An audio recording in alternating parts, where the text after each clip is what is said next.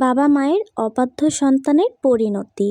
যে সন্তান বাবা মায়ের কথা অমান্য করে, তাদের কষ্ট দেয় এবং অসম্মান করে, ইসলামে তার জন্য কঠিন সতর্কবার্তা রয়েছে। মা বাবার অবাধ্যতা বড় কবিরা গুনাহের মধ্যে একটি। অনেক সন্তান বুঝতে পারে না, কিন্তু এই গুনাহ মানুষের জীবন থেকে শান্তি, বরকত এবং সুখ কেড়ে নেয়।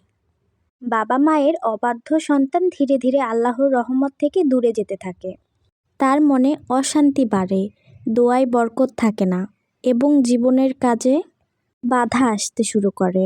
অনেক সময় দেখা যায় যে মানুষের ভালোবাসা হারিয়ে ফেলে এবং কাছের মানুষও তাকে সম্মান করে না। কারণ যে নিজের মা বাবাকে সম্মান করতে জানে না, মানুষও তাকে সম্মান করতে চায় না। ইসলামে বলা হয়েছে, মা বাবার মনে কষ্ট দেওয়া খুব বড় পাপ। কোনো সন্তান যদি মা বাবার সাথে খারাপ ব্যবহার করে, উঁচু গলায় কথা বলে বা তাদের চোখে পানি আনে, তাহলে সেই কষ্টের বদদোয়া তার জীবনেও প্রভাব ফেলতে পারে। অনেক সময় মানুষ বুঝতে না পারলেও জীবনের বিভিন্ন সমস্যার পেছনে মা বাবার কষ্ট জড়িয়ে থাকে।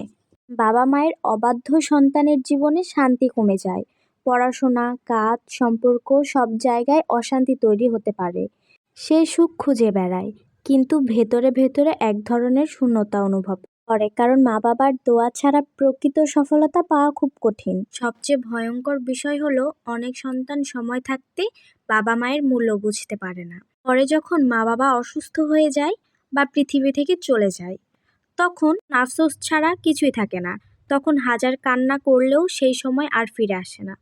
ইসলাম আমাদের শিক্ষা দেয় মা বাবার সাথে নম্রভাবে কথা বলতে, তাদের সেবা করতে এবং কখনো তাদের কষ্ট না দিতে, কারণ আল্লাহর সন্তুষ্টি অনেকাংশে মা বাবার সন্তুষ্টির মধ্যেই রয়েছে। শিক্ষা: মা বাবাকে সম্মান করুন, তাদের জন্য দোয়া করুন এবং কখনো অবাধ্য হবেন না, কারণ মা বাবার দোয়া মানুষের জীবনের সবচেয়ে বড় নিয়ামত।